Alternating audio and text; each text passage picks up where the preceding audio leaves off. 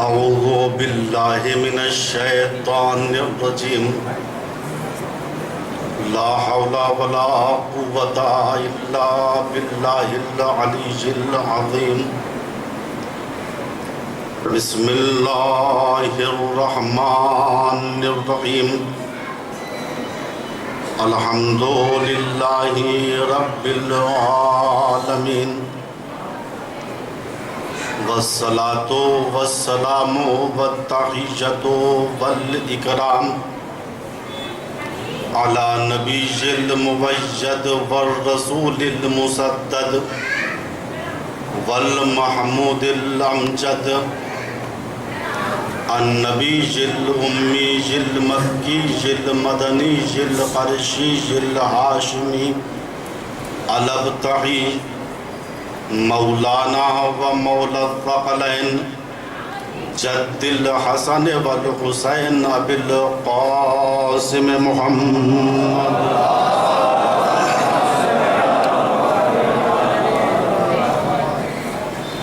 ثم الصلاة على آلہ الطیبین الطاہرین المعصومین المظلومین من الآن الى قیام یوم الدین اما بعد فقط قال اللہ الحکیم بسم اللہ الرحمن الرحیم قل هذه سبیلی ادعو الى اللہ علی بصیرۃ انا ومن اتبعنی وسبحان اللہ وما انا من المشرکین صلوات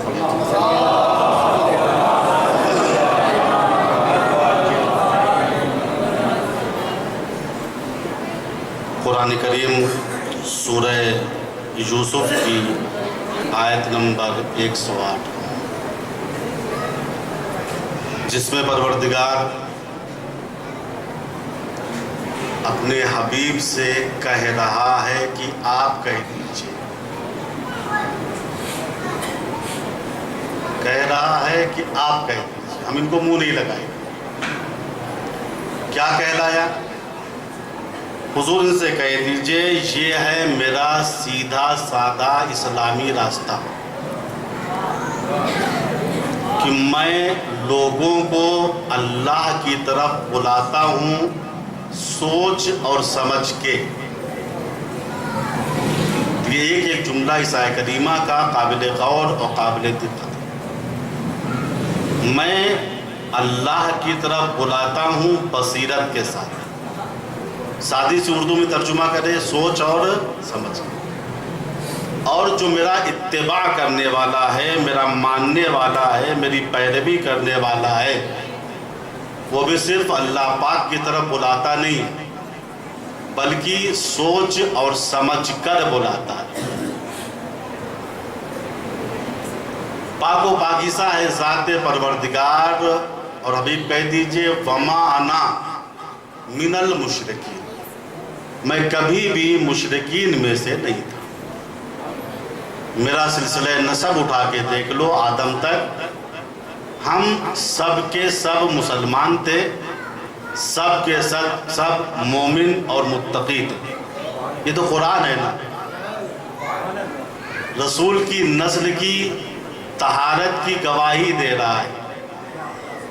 اب جب قرآن نے گواہی دے دی تو بحث بیکار ہے کہ رسول کے دادا مسلمان تھے یا نہیں تھے، پردادا مسلمان تھے یا نہیں، بھائی بحث ہی بیکار ہے۔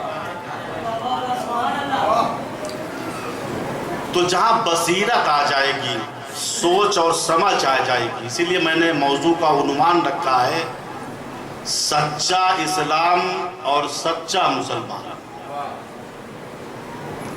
ہو سکتا تھا موضوع اسلام اور مسلمان، اب کون سا اسلام، کس فرقے والا اسلام، سب چھوڑی۔ سچا اسلام اور سچا مسلمان، یہی دیکھنا ہے آخر میں۔ چونکہ دعویٰ ہر ایک کو ہے، ہم پکے مسلمان ہیں، انہوں نے کہا ہم پکے مسلمان ہیں، انہوں نے کہا ہم سب سے سچے مسلمان ہیں۔ صرف دعوے سے آپ سچے مسلمان بن جائیے گا؟ نہیں، دیکھنا یہ پڑے گا کہ سچا اسلام بھی آپ کے پاس ہے یا نہیں ہے. چونکہ سچا اسلام ملے گا کہاں سے؟ کسی دکان سے نہیں ملے گا، کسی مارکیٹ سے نہیں ملے گا، کسی بازار سے نہیں ملے گا. سچا اسلام کربلا سے ملے گا. اور یہ حضور پاک نے علی اعلان کہا تھا، اِنَّا لِقَتْلِ الْحُسَيْنِ حَرَارَةً فِي قُلُوبِ الْمُؤْمِنِينَ لَا تَبْرُدُوا أَبَدًا. میرے بیٹے، حسین کی شہادت کی جو گرمی مومنین کے دلوں میں ہے وہ کبھی بھی ٹھنڈی نہیں ہوگی. آپ دیکھیے، انسان جیسے ہی محرم آتا ہے، سچا مسلمان تمام کاموں کو چھوڑ کے حسین کے ذکر میں مشغول ہو جاتا ہے. چلو وہاں مجلس ہو رہی ہے، وہاں حسین کا تذکرہ ہو رہا ہے، وہاں سچے دین کا تذکرہ ہو رہا ہے. کیوں؟ جبکہ واقعات کربلا کے فوراً بعد حسین کے ذکر پہ پابندی لگائی گئی. صرف قانون کے ذریعے نہیں، تلواروں کے ذریعے پابندی لگائی گئی، نیزے کی انی کے ذریعے پابندی لگائی گئی، کوڑوں اور تازیانوں سے پابندی لگائی گئی، ظلم و جور کی زنجیروں کے ذریعے پابندی لگائی گئی. لیکن خدا کی قسم، ان پابندیوں کے باوجود ذکر حسین پوری دنیا میں پھیل گیا. کیوں نہ پھیلتا؟ چونکہ رسول صادق نے ضمانت لی ہے کہ حسین کی شہادت کی گرمی جو مومنین کے دلوں میں ہے وہ کبھی بھی ٹھنڈی نہیں ہوگی. تو عزیزو، حسین نے سچے اسلام کی راہ میں شہادت پیش کی. اسلام تو یزید کے پاس بھی تھا، مروان کے پاس بھی تھا، ان کے چاہنے والوں کے پاس بھی تھا. تو حسین نے کیوں شہادت دی؟ حسین کو شہید اعظم کا لقب کیوں ملا؟ اسی وجہ سے حسین سچے تھے، ان کے نانا کا دین اسلام سچا تھا. لہٰذا حسین نے ایک سچے مسلمان کی حیثیت سے سچے اسلام کو بچا لیا. اب اس زمانے میں سچوں کی پہچان یہی ہے. جس محسن اسلام نے سچے اسلام کو سچی قربانی کے ذریعے سے سچی راہ میں بچایا ہے، ہمارا فریضہ یہ ہے، اگر ہم ان کا احسان مانتے ہیں تو ان کا ذکر کرنا ہوگا، ان کی یاد منانی ہوگی. اور یہ رسول کی ضمانت بھی ہے کہ حسین کا ذکر ختم نہیں ہوگا. نہ تلواروں سے ختم ہوگا، نہ تیروں سے ختم ہوگا، نہ خنجروں سے ختم ہوگا، نہ تازیانوں سے ختم ہوگا.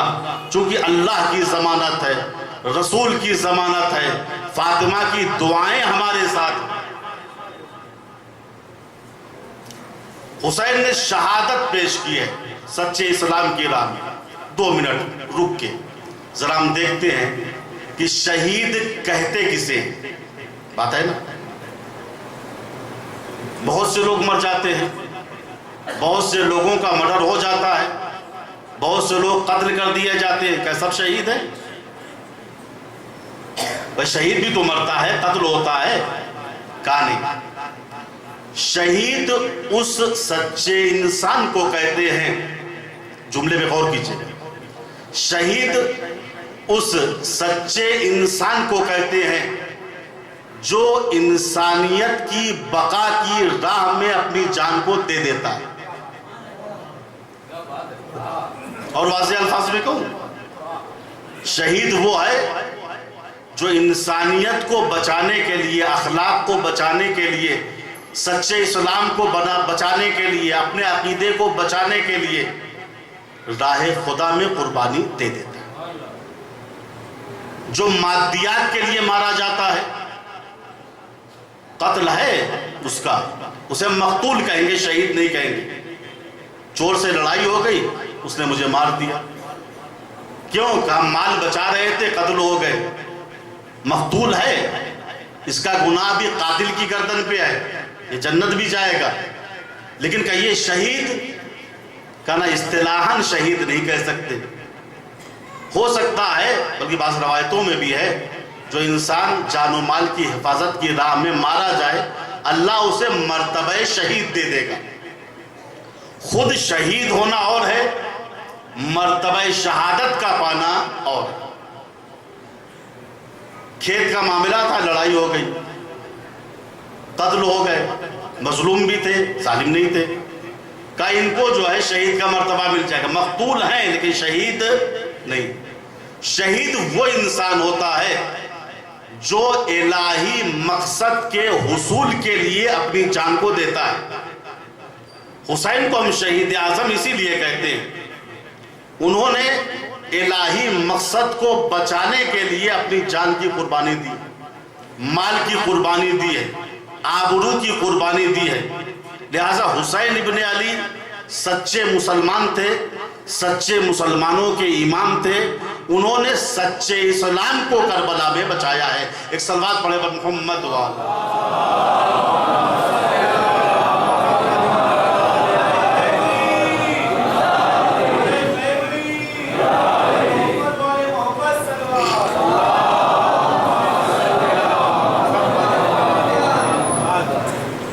دیکھیے سب سے بڑی چیز یہ ہے کہ شہادت ایک ایسا مرتبہ ہے جس کو حاصل ہو جائے وہ انسان خوش قسمت ہے. چونکہ یہ جان جو مختصر سا سرمایہ ہے ہمارے پاس، یہ امانت ہے اللہ کی، اور ہر آدمی جانتا ہے ایک دن اس جان سے ہم کو ہاتھ دھو لینی ہے. اچھا پہلے ایک سسٹم ہوتا تھا، آدمی بچہ ہوتا تھا، نوجوان ہوتا تھا، جوان ہوتا تھا، کڑیل جوان ہوتا تھا، دیڑ ہوتا تھا، بوڑھا ہوتا تھا، بہت بوڑھا ہوتا تھا، بستر مرگ پہ لیٹتا تھا، خط لکھے جاتے تھے، کئی مرتبہ سورہ یاسین پڑھی جاتی تھی، تب انسان کا دم نکلتا تھا. ہے یاد ہے؟ بمبئی سے لوگ آتے تھے، کلکتہ سے لوگ آتے تھے کہ جان نکالی جا رہی ہے. لیکن اس ماڈرن زمانے میں بدن میں جان ہی نہیں ہے، ایک جھٹکا لگتا ہے ہم دنیا سے چلے جاتے ہیں. کہا فلاں صاحب جا رہے تھے، ہمارے راستے میں انتقال ہو گیا. فلاں صاحب دفتر گئے، سگریٹ پیتے پیتے دنیا سے، یہ کیا؟ تو عزیزو اس زمانے میں زندگی کا کوئی بھروسہ نہیں، سارے سسٹم خراب ہو گئے. اس کی وجہ یہ ہے ہماری غذائیں اوریجنل نہیں، ہر چیز ہم نقلی استعمال کر رہے ہیں، اور نقلی چیز استعمال کرنے سے انسان کا جسم فاسد ہو جاتا ہے. دین کا مسئلہ یہ روحانی مسئلہ ہوتا ہے، معنوی مسئلہ ہوتا ہے. اگر انسان غلط دین استعمال کرے، غلط مذہب کو استعمال کرے، غلط دین کا پیروکار بن جائے تو اس کی روح فاسد ہو جاتی ہے، اس کی روح خراب ہو جاتی ہے، اس کا ذہن منتشر ہو جاتا ہے. خلاصہ یہ عزیزو کہ انسان کے وجود میں جو جان ہے ہماری سب سے بڑا سرمایہ ہے، سب کو مرنا ہے. اور ہم کہتے بھی ہیں کہ ایک بوڑھے کے انتظار میں 10 جوانوں کی موت آج ہو رہی ہے کہ نہیں ہو رہی؟ لہٰذا انسان کو بہت سنبھل کے رہنا چاہیے کہ کب موت کا فرشتہ آ جائے اور ہم دنیا سے رخصت ہو جائے. اگر شہادت کی سعادت کسی کو مل گئی تو اس سے بڑا کون ہے؟ چونکہ عقل مند، زیرک، ہوشیار آدمی وہ ہوتا ہے جو مختصر سے جان کے سرمایے کو دے کر خدا کی ابدی جنت میں رہنے کا مستحق بن جاتا ہے. یہ قرآن کہہ رہا ہے، میں نہیں کہہ رہا ہوں. سورہ آل عمران اٹھا کے دیکھیے، وَلَا تَحْسَبَنَّ الَّذِينَ قُتِلُوا فِي سَبِيلِ اللَّهِ أَمْوَاتًا بَلْ أَحْيَاءٌ عِندَ رَبِّهِمْ يُرْزَقُونَ. جو اللہ کی راہ میں قتل کیے گئے ہیں ان کے مردہ ہونے کا گمان بھی نہ کرنا، وہ زندہ ہیں اور اللہ کی طرف سے رزق پا رہے ہیں. تو یہ شہادت کی راہ میں موت ہے، یہ عین زندگی ہے اور زندگانی ابدی ہے. آئیے دیکھتے ہیں شہادت کی اہمیت کیا ہے، رسول کی نگاہ میں شہادت کیا ہے. مولا کائنات علی ابن ابی طالب علیہ السلام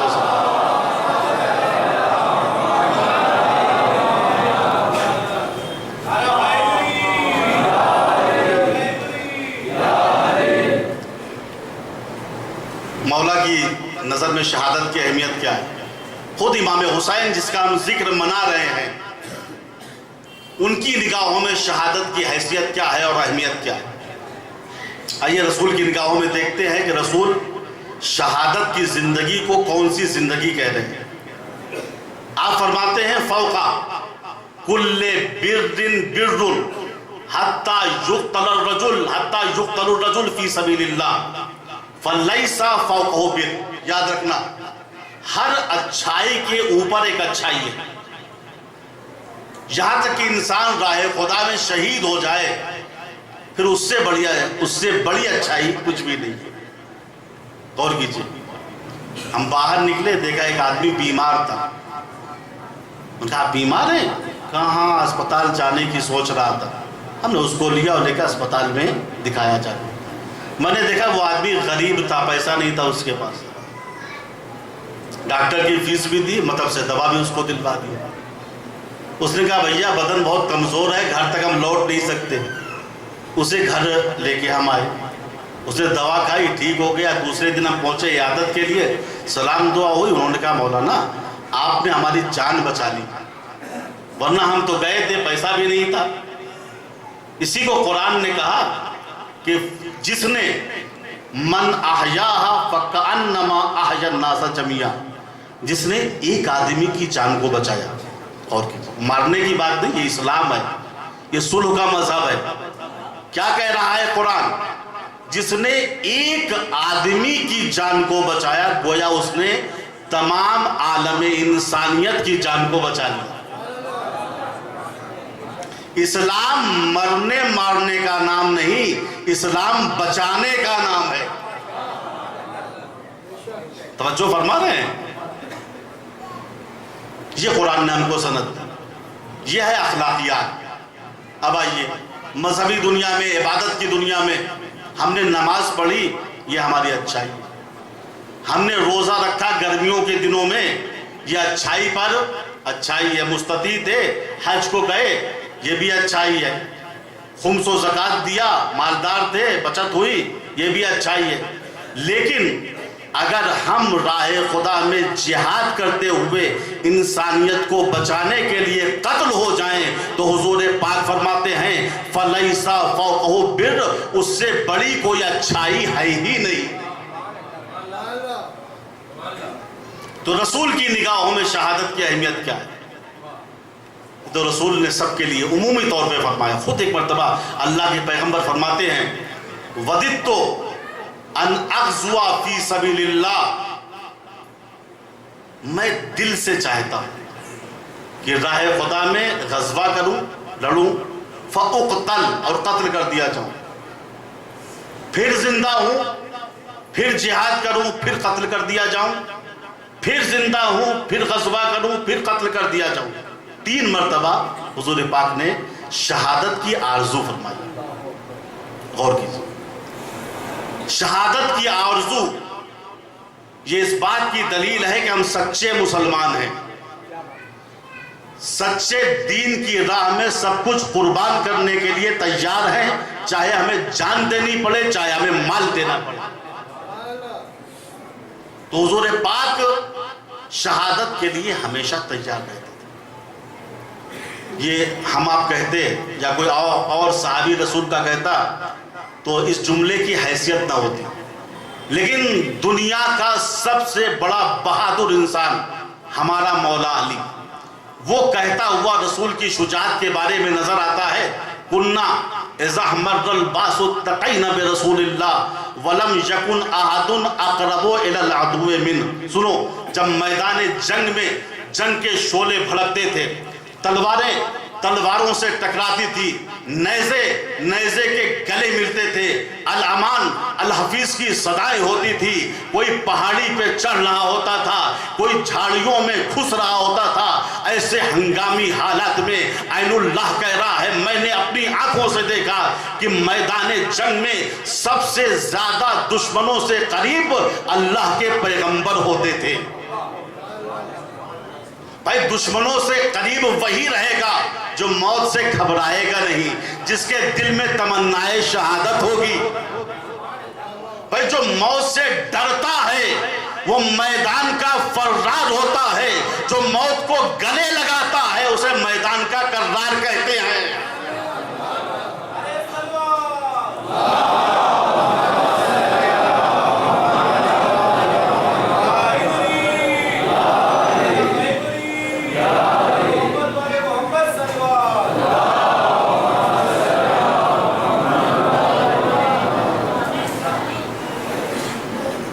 تو یہ رسول نے شہادت کی اہمیت کو بتایا۔ اور یاد رکھیے گا، جہاد اور ہے، فساد اور ہے، دونوں میں زمین و آسمان کا فرق ہے۔ آج جو دھوکہ ہو رہا ہے وہی جہاد کے نام پہ فساد کیا جا رہا ہے۔ جہاد کا مقصد ہوتا ہے، جہاد کا ہدف ہوتا ہے، اہم ترین مقصد کیا ہے جہاد کا؟ قاتلوہم حتی لا تکون فتنہ۔ رسول اس وقت تک جہاد کیجئے جب تک فتنہ ختم نہ ہو جائے۔ سمجھ گئے بات کو؟ جہاد ہوتا ہے فتنہ ختم کرنے کے لیے، اور فساد ہوتا ہے فتنہ برپا کرنے کے لیے۔ جہاد ہوتا ہے کہ حقدار کو اس کا حق مل جائے، فساد ہوتا ہے تاکہ حقدار سے حق چھین لیا جائے۔ میں تاریخ کو دہراؤں گا نہیں، آپ اپنے ذہن میں دہراتے رہیے۔ مولا کی نگاہوں میں ہم دیکھتے ہیں کہ شہادت کی کیا اہمیت ہے۔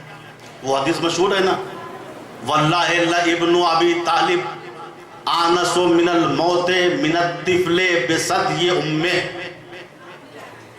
خدا کی قسم، ابو طالب کا بیٹا موت سے اس سے کہیں زیادہ مانوس ہے جتنا بچہ شیر مادر سے مانوس ہوتا ہے۔ آپ ایک حدیث میں فرماتے ہیں، سن لو، لیسا من الموت محید ولا محیص۔ میرے چاہنے والوں یاد رکھنا، موت سے راہ فرار نہیں۔ یہ قرآن نے بھی کہا ہے نا، اینما تکونوا یدرککم الموت وَلَوْ كُنْتُمْ فِي بُرُوجٍ مُشَيَّدَةٍ۔ تم چاہے جہاں چلے جاؤ، محکم قصروں میں پناہ لے لو، لیکن موت سے بچ نہیں سکتے۔ اسی کو مولا کہہ رہے ہیں اپنے الفاظ میں، لَيْسَ مِنَ الْمَوْتِ مَحِيدٌ وَلَا مَحِيصٌ۔ یاد رکھنا، موت سے راہ فرار نہیں۔ مَن لَمْ يُقْتَلْ مَاتَ۔ اگر بزدل بنو گے، میدانوں سے بھاگو گے، جو قتل بھی نہیں ہوگا وہ بھی ایک دن مر جائے گا۔ جو قتل بھی نہیں ہوگا وہ بھی ایک دن۔ پھر مولا فرماتے ہیں، والذی نفس علی بیدہ، اس پروردگار کی قسم جس کے قبضہ قدرت میں علی کی جان ہے، لَأَلْفُ ضَرْبَةٍ فِي اللَّهِ أَحْوَنُ عَلَيَّ مِن مَوْتَةٍ وَاحِدَةٍ عَلَى الْفِرَاشِ۔ اللہ کی راہ میں 1000 ضربت کھانا علی کے لیے آسان ہے، لیکن بستر مرگ پر ایسے ہی مر جانا علی کے لیے مشکل ہے۔ اہمیت شہادت، چونکہ ہماری یہ موت ابدی زندگی میں بدل جائے گی۔ علی موت سے گھبراتے نہیں تھے۔ ایک باریک سا کرتا پہنے ہوئے جنگ کے بھڑکتے ہوئے شعلوں میں علی کود جاتے تھے۔ آج کے بعض لوگ کہتے ہیں، مولانا یہ عجیب بات ہے، جب تاریخ پڑھتے ہیں تو عجیب و غریب لگتا ہے کہ علی باریک سا کرتا پہنے ہوئے میدان جنگ میں جنگ کے بھڑکتے ہوئے شعلوں میں کود جاتے تھے۔ کبھی دشمنوں کے میمنے پہ حملہ کرتے تھے، کبھی میسرے پہ حملہ کرتے تھے، کبھی قلب لشکر پہ حملہ کرتے تھے۔ علی ڈرتے ہی نہیں تھے، علی ڈرتے ہی رہے بھیا، ڈرے وہ جس کی جان اپنی جان ہو۔ علی نے شب ہجرت بستر پیغمبر پہ لیٹ کے اپنی جان کا سودا اپنے پروردگار سے کر لیا تھا۔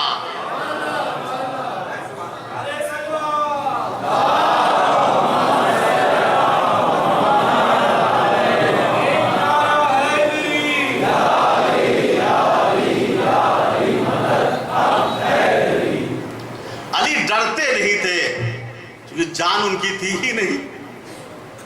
علی نے شب ہجرت نفس بیچا تھا، خدا کی مرضی خریدی تھی، نفس یعنی جان بیچ دی تھی اپنی، لہذا جان علی کی اللہ کی امانت تھی۔ قرآن پڑھتے ہیں انشاءاللہ بیان کریں گے وَمِنَ النَّاسِ مَن يَشْرِي نَفْسَهُ ابْتِغَاءَ مَرْضَاتِ اللَّهِ وَاللَّهُ رَءُوفٌ بِالْعِبَادِ۔ قرآن کہہ رہا ہے لوگوں میں سے بعض ایسے ہیں، اہل علم بیٹھے ہوئے ہیں، وَمِن، یہ من جو ہے نا، یہ من تبعیض کے معنی میں آتا ہے۔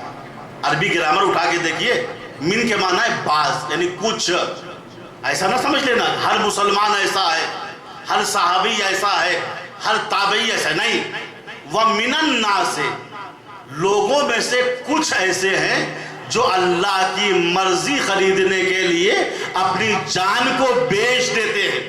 اور سب جانتے ہیں علی نے جان کو کس طریقے سے بیچا، عجیب انداز تھا، ہمت کا بستر، توکل کی تکیہ، دار پیغمبر، مولا حیدر، چادر کے اندر، اس طریقے سے سودا علی کی جان کا ہوا تھا۔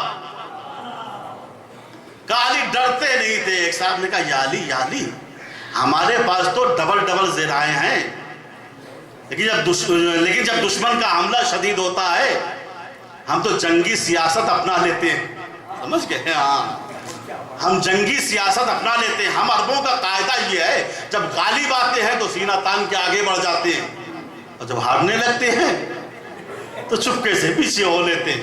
لیکن یا علی آپ تو کبھی پیچھے آتے ہی نہیں، آپ کی ذرا دیکھیے آگے تھوڑا بہت لوہا ہے لیکن پیچھے تو صرف کپڑا ہے۔ یا علی اگر کسی دن دشمن نے پشت پہ آ کے حملہ کر دیا تو آپ کی جان خطرے میں پڑ جائے گی۔ علی نے کہا وائے ہو تیرے اوپر، خدا علی ابن ابی طالب کو اس دن کے لیے زندہ نہ رکھے جس دن علی دشمن کو یہ موقع دے کہ دشمن علی کی پشت پہ آ کے علی پہ حملہ کرے۔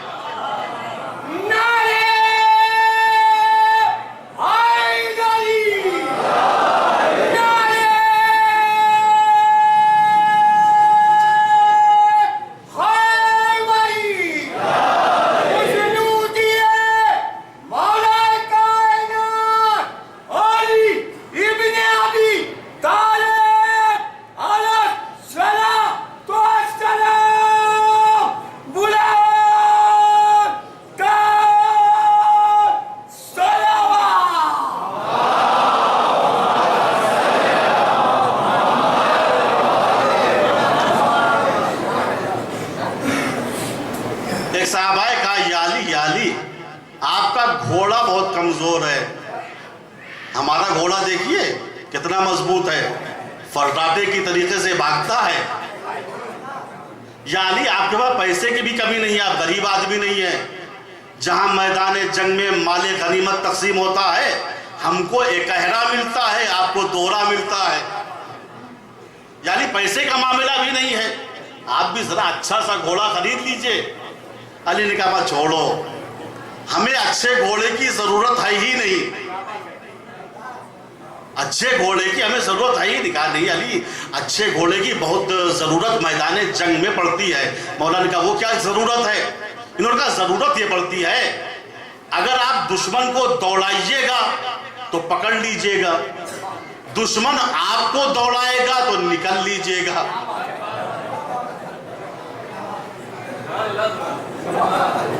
علی مضبوط سا گھوڑا، اچھا سا گھوڑا، چابک سا گھوڑا لے لیجئے۔ کہا نہیں ہمیں ضرورت نہیں ہے، کہا ہم تو یہی کرتے ہیں، دشمن کو دوڑاتے ہیں تو پکڑ لیتے ہیں، دشمن دوڑاتا ہے تو نکل لیتے ہیں، آپ بھی لے لیجئے۔ علی نے کہا نہیں مجھے اچھے گھوڑے کی ضرورت نہیں۔ کیوں؟ اس وجہ سے کہ میرا اصول جنگ یہ ہے کہ جب میں میدان جنگ میں جاتا ہوں تو بھاگتا نہیں ہوں، اور جو مجھ سے بھاگتا ہے اس کا پیچھا نہیں کرتا۔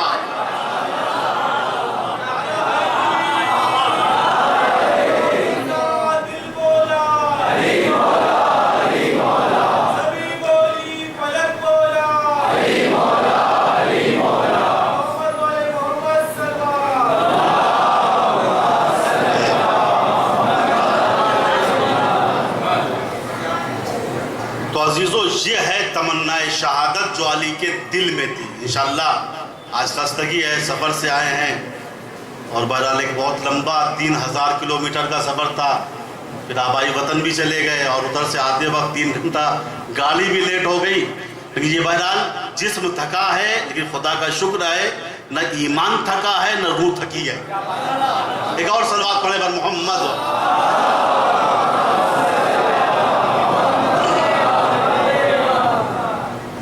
تو آپ نے دیکھا رسول کی نگاہوں میں شہادت کی کیا اہمیت ہے. اسی طریقے سے مولا کی نگاہوں میں شہادت کی کیا اہمیت. اب ہم دیکھتے ہیں کہ امام حسین کی نگاہوں میں شہادت کی اہمیت کیا ہے. آپ فرماتے ہیں وما اولہنی الی اسلافی اشتیاق یعقوب من یوسف. جملے یاد رکھیے. مولا فرما رہے ہیں کہ میں اپنے بزرگوں سے ملنے کے لیے اس طریقے سے بے قرار ہوں جس طریقے سے یعقوب دیدار یوسف کے لیے بے قرار تھے. میں اس قفس عنصری سے نکلنا چاہتا ہوں. میں شہادت کے لیے بے قرار ہوں. کیوں؟ حسین نے شہادت کس لیے دی تھی؟ غور کیجیے. حسین ذاتی پرافٹ کے لیے شہید نہیں ہوئے تھے. زیارت اربعین اٹھا کے دیکھیے گا، میں بغیر دلیل کے بات نہیں کرتا. اربعین کے دن امام حسین کی ایک زیارت ہے، اس کے اندر یہ جملہ کہ مولا آپ نے جان کیوں دی؟ لِيَسْتَنْقِذَ عِبَادَكَ مِنَ الْجِهَالَةِ وَحَيْرَةِ الضَّلَالَةِ. اے حسین غریب، آپ نے جان اس لیے دیا ہے تاکہ اللہ کے بندوں کو، صرف مسلمانوں کو نہیں بلکہ اللہ کے بندوں کو جہالت سے نکال دیجئے، گمراہی و ضلالت سے نجات دیجئے. یہ ہے حسین کی قربانی کا مقصد، یہ ہے حسین کی قربانی کا ہدف کہ لوگوں کو حسین ابن علی نے اس قربانی کے ذریعے جہالت سے بچایا. اب جو خود سے جاہل بنے الگ بات ہے. حسین نے گمراہی سے بچایا ہے. جو خود کو گمراہی میں ڈالے میں اس کا ذمہ دار نہیں. اور یہ جہالت سے نکالنا، گمراہی سے بچانا کس کا کام ہے؟ یہ انبیاء کا کام ہے، یہ رسول کا کام ہے، یہ اولو العزم کا کام ہے. سورہ حدید اٹھا کے دیکھیے، قرآن کہتا ہے ہم نے رسولوں کو کتاب و میزان کے ساتھ اس لیے بھیجا لِيَقُومَ النَّاسُ بِالْقِسْطِ، تاکہ انسان کے درمیان عدالت قائم ہو جائے، انسانیت بچ جائے، جہالت سے نکل آئے، بیوقوفی و سفاہت سے انسانیت نکل آئے. تو جو انبیاء کا مقصد تھا وہی حسین کا مقصد تھا، وہی حسین کا ہدف تھا. اسی لیے ہم زیارت وارثہ میں پڑھتے ہیں السلام علیکہ یا وارثہ آدم صفوت اللہ، السلام علیکہ یا وارثہ نوح نبی اللہ. اے آدم کے وارث، اے نوح کے وارث، اے ابراہیم کے وارث، اے موسیٰ و عیسیٰ کے وارث، اے محمد مصطفیٰ صلی اللہ علیہ وسلم.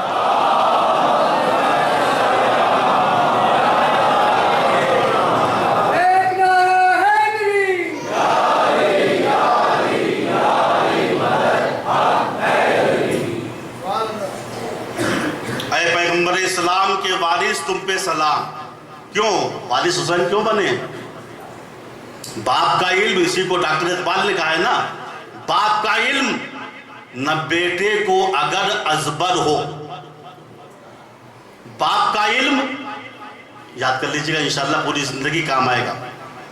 باپ کا علم نہ بیٹے کو اگر ازبر ہو، پھر پسر مالک میراث پدر کیوں کرو.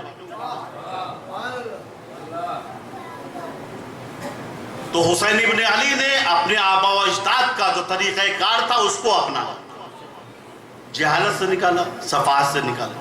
اسی لیے رسول نے کہا ان الحسین مصباح الہدی و سفینۃ النجات. حسین ہدایت کا چراغ ہے، نجات کا سفینہ. سفینہ یہ ناؤ، میں سادے الفاظ میں بات کرنے کا عادی ہوں. حسین کیا ہے؟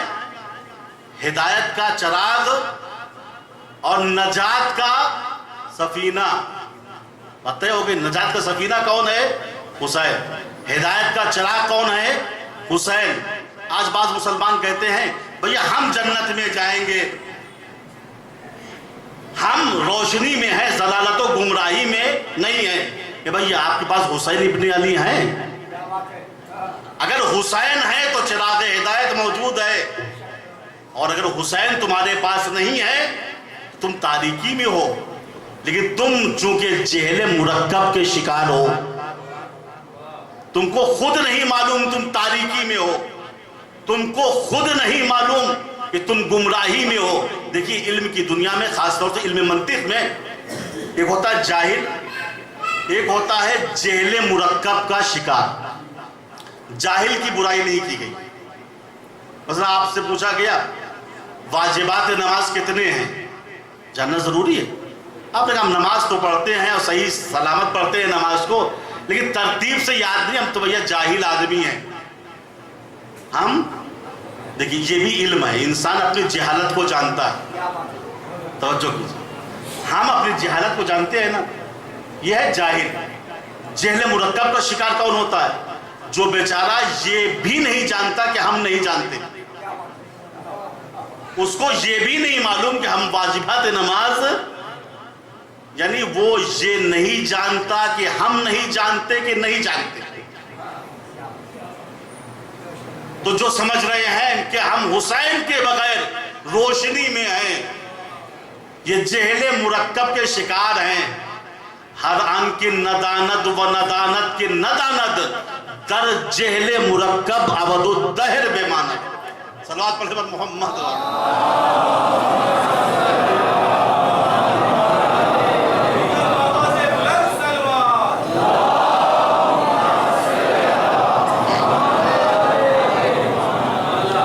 بات ہو کہ حسین ہے ہدایت کے چراغ۔ دیکھیے جیسا اندھیرا ہوتا ہے نا، ویسے ہی روشنی کی جاتی ہے۔ کبھی ہمارے کمرے میں اندھیرا ہوتا ہے، کمرے کے اندھیرے کو دور کرنے کے لیے ایک 100 واٹ کا بلب کافی ہے۔ کبھی کمرے کے ساتھ دالان میں بھی اندھیرا ہوتا ہے، انگنائی میں بھی اندھیرا ہوتا ہے، کہا پھر وہاں ایک بلب سے کام نہیں چلے گا، 2-4 بلب لگیں گے۔ کام یا پورے محلے میں اگر اندھیرا ہو، کہا پھر یہ 2-4 بلب کام نہیں کریں گے، وہاں 10-20 مرکریاں چاہیے۔ میں نے کہا اگر پورے شہر میں اندھیرا ہو، پورے ملک میں اندھیرا ہو، پوری دنیا میں اندھیرا ہو، کہا مولانا پھر اس اندھیرے کو دور کرنے کے لیے ایک سسٹم چاہیے، اس سسٹم کے ذریعے سے اندھیرے کو دور کیا جائے گا۔ 150 بلب کام نہیں کریں گے، 10-20 مرکریاں کام نہیں کریں گے۔ عزیزو یاد رکھیے گا، آج پوری دنیا میں اندھیرا چھایا ہوا ہے۔ کہیں ظلم کا اندھیرا ہے، کہیں ضلالت و گمراہی کا اندھیرا ہے، کہیں جہالت کا اندھیرا ہے۔ ان اندھیروں کو دور کرنے کے لیے شہزادہ کربلا حسین ابن علی نے کربلا کے میدان میں 72 چراغ جلائے تھے۔ اب حسینیت کے چراغ کو اپنے ہاتھ میں لے لو، دنیا میں گزرتے چلے جاؤ۔ یہ سسٹم جہالت سے نکالے گا، ضلالت سے نکالے گا، گمراہی سے نکالے گا، ظلم و بربریت سے نکالے گا۔ یہ سسٹم ہے تو کامیاب ہے، اور یہ سسٹم نہیں ہے تو دنیا ناکام ہے۔ کربلا کے میدان میں حسین ابن علی نے قربانی کیوں دی؟ لِيَسْتَنْقِذَ عِبَادَكَ مِنَ الْجِهَالَةِ وَحَيْرَةِ الضَّلَالَةِ، تاکہ حسین جہالت سے لوگوں کو نکال سکے۔ اچھا حسین ابن علی کے مقابلے میں آنے والے کون لوگ تھے؟ کہ کون تھے؟ ان کو بھی اسی زیارت اربعین کے دوسرے جملے میں بتایا گیا ہے۔ وَقَدْ تَوَازَرَ عَلَيْهِ مَنْ غَرَّتْهُ الدُّنْيَا وَبَاعَ حَزَّهُ بِالْأَرْذَلِ الْأَدْنَى۔ اے زہرا کے لال، آپ کے مقابلے میں آنے والے وہ تھے جو دین فروش تھے، دنیا کے خریدار تھے۔ باع حَزَّهُ بِالْأَرْذَلِ الْأَدْنَى، جو آخرت کا حصہ تھا جنت، اس کو دنیاوی مال سے بیچ دیا۔ طے ہوگی بات۔ حسین تو وہ جو جہالت سے نکالنے کے لیے، انسانیت کو جہالت سے نکالنے کے لیے قربانی دینے کے لیے کربلا گئے تھے۔ حسین کے مقابلے میں آنے والے کون تھے؟ جو دین فروش تھے، دنیا دار لوگ تھے۔ اس کا مقصد یہ ہے کہ حسین کا مقابلہ کربلا کے میدان میں ایک یزید نامی سفاک اور بے غیرت سے نہیں تھا، بلکہ یہ جنگ کربلا کی انسانیت کی جنگ شیطنت سے تھی، علم کی جنگ نور سے تھی، عزت کی جنگ ذلت سے تھی، اور اس جنگ میں زہرا کا لال کامیاب ہو گیا۔ اسی لیے شاعر انقلاب نے کہا جو دہکتی آگ کے شعلوں پہ سویا وہ حسین، جو دہکتی آگ کے شعلوں پہ سویا وہ حسین، جس نے اپنے خون سے دنیا کو دھویا وہ حسین، جو جواں بیٹے کی مسجد پہ نہ رویا وہ حسین، جس نے سب کچھ کھو کے پھر کچھ بھی نہ کھویا وہ حسین، مرتبہ اسلام کا جس نے دوبالا کر دیا، خون نے جس کے دو عالم میں اجالا کر دیا۔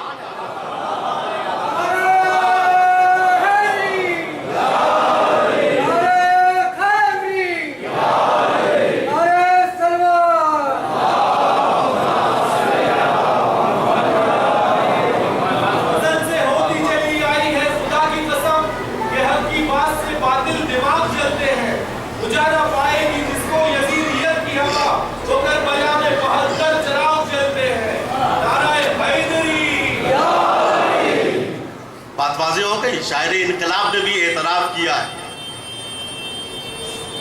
کہ حسین کے خون نے دو عالم میں اجالا کر دیا۔ یہ شاعر انقلاب نے ترجمہ کیا ہے زیارت اربعین کی اسی جملے کا، کہ حسین نے جو کربلا کے میدان میں 72 چراغ جلائے تھے، ان کے ذریعے سے آج دنیا میں اجالا ہو رہا، ایمان کا اجالا، اسلام کا اجالا، سچے اسلام کا اجالا۔ اور اسی اسلام کو بچانے کے لیے، سچے اسلام کو بچانے کے لیے زہرا کے لال نے 28 رجب سن 60 ہجری کو یہ ارادہ کر لیا کہ میں اپنا پیارا وطن مدینہ چھوڑ دوں گا۔ حسین آمادہ و سفر ہوئے۔ شب 28 رجب میں زہرا کا لال کبھی نانا کی قبر پہ گیا، کبھی بھائی حسن کی مرقد پہ گیا، کبھی ماں کی لحد پہ گیا۔ بزرگان فرماتے ہیں حسین شب 28 رجب میں تینوں قبروں پہ گئے ہیں، لیکن حسین کا انداز بدلا ہوا تھا۔ حسین ابن علی جب نانا کی قبر پہ گئے ہیں تو اس طریقے سے گئے ہیں جس طریقے سے کوئی چھوٹا اپنے بڑے کے پاس جاتا ہے۔ حسین ابن علی شب 28 رجب کی تاریکی میں جب امام حسن کی مرقد پہ گئے ہیں تو اس طریقے سے گئے ہیں جس طریقے سے ایک شہنشاہ دوسرے شہنشاہ سے ملاقات کرنے جاتا ہے۔ لیکن ہائے عزادارو، جب زہرا کا لال رات کی تاریکی میں ماں کی لحد کی طرف جا رہا تھا تو حسین اس طریقے سے دوڑتے ہوئے جا رہے تھے جس طریقے سے کوئی بچہ اپنی ماں کی آغوش دیکھ کے دوڑتا ہے۔ حسین شب 28 رجب میں آئے، ماں کی لحد سے لپٹ گئے، اماں آپ کا حسین آیا ہے، اماں وہ حسین آیا ہے جس کو آپ نے چکیاں پیس پیس کے پالا تھا۔ اجرکم علی اللہ۔ رسول کے ایک صحابی ہیں عروہ غفاری، لکھا ہے وہ کانوں کے اتنے سنگین تھے کہ لم یسمع الرعد فی لیلۃ الظلمہ، وہ رات کی تاریکی میں بادلوں کے گرجنے کی آواز بھی نہیں سنتے تھے۔ لیکن جب شب 28 رجب آئی، آدھی رات کے بعد بستر پہ اٹھ کے رونے لگے، گھر والوں کو بلایا، کہا ادھر آؤ، کیا بات ہے؟ کیا مدینے میں کسی بزرگوار کی موت ہو گئی ہے؟ میں رونے کی آوازیں کیسے سن رہا ہوں؟ گھر والوں نے کہا ہاں آپ کو حق ہے، آپ گریہ کیجئے، چونکہ رسول زادیاں مدینہ چھوڑ رہی ہیں، مدینہ ویران ہو رہا ہے، حسین ابن علی مدینے سے جا رہے ہیں۔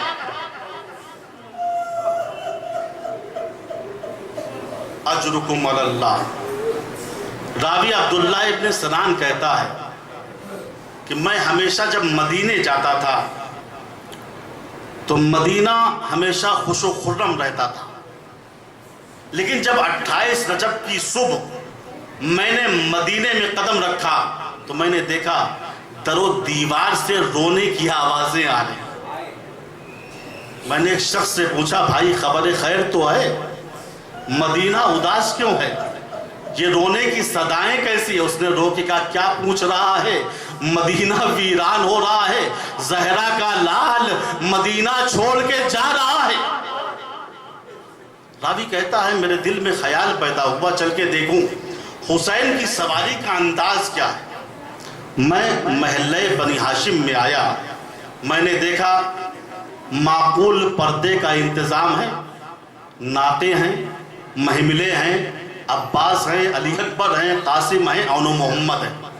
میں اس منظر کو دیکھ رہا تھا، اچانک میں نے دیکھا کہ بیت الشرف کا دروازہ کھلا، چادر اوڑھے ہوئے ایک بی بی باہر نکلی، ان کو دیکھ کے ایک 14 برس کا بچہ آگے بڑھا، ان کو سہارا دیا اور ناقے پہ بٹھلا دیا۔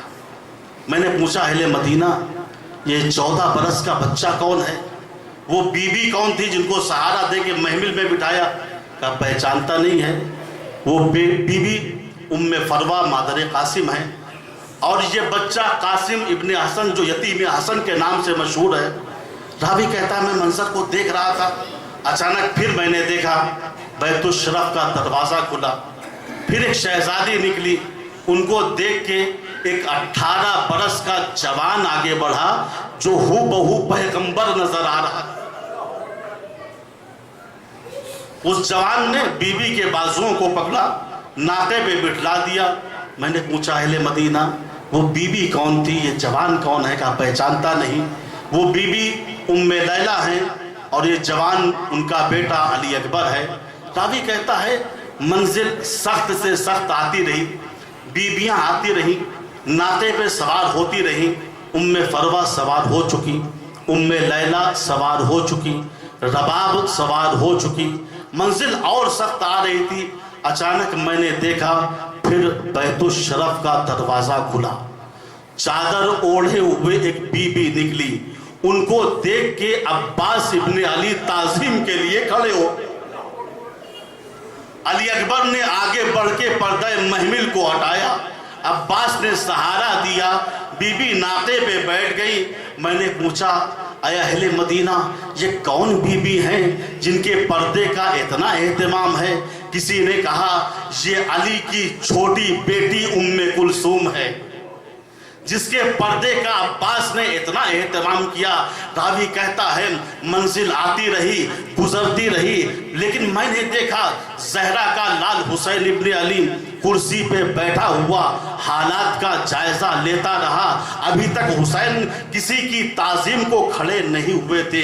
اچانک میں نے سنا فضا میں ایک آواز بلند ہوئی، اے اہل مدینہ اپنی نظروں کو جھکا لو۔ پھر چادر اوڑھے ہوئے ایک بی بی نکلی، ان کو دیکھ کے حسین ابن علی تعظیم کے لیے کھڑے ہو گئے۔ اون محمد آگے بڑھے، پردہ محمل کو سوارا، ایک طرف سے حسین نے سہارا دیا، ایک طرف سے عباس نے سہارا دیا، بی بی محمل میں بیٹھ گئی۔ میں نے رو کے پوچھا اہل مدینہ یہ کون بی بی ہیں جن کی تعظیم کے لیے حسین ابن علی کھڑے ہو گئے؟ کہا پہچانتا نہیں، یہ علی کی بڑی بیٹی زینب ہے۔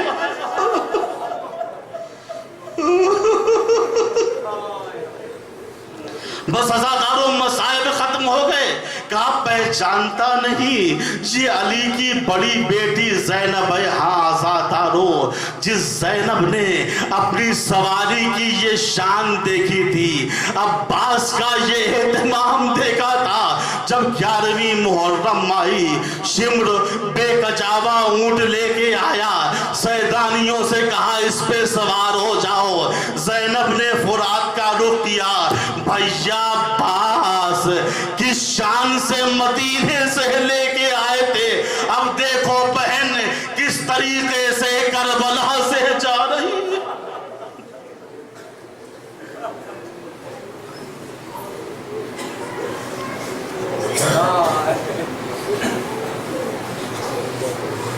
لعنت اللہ علی القوم الظالمین وسيعلم الذين ظلموا أيّ منقلب ينقلبون اللهم اغفر للمؤمنين والمؤمنات والمسلمين والمسلمات الأحياء منهم والأموات تابع بيننا وبينهم بالخيرات إنك مجيب الدعوات وإنك على كل شيء قدير.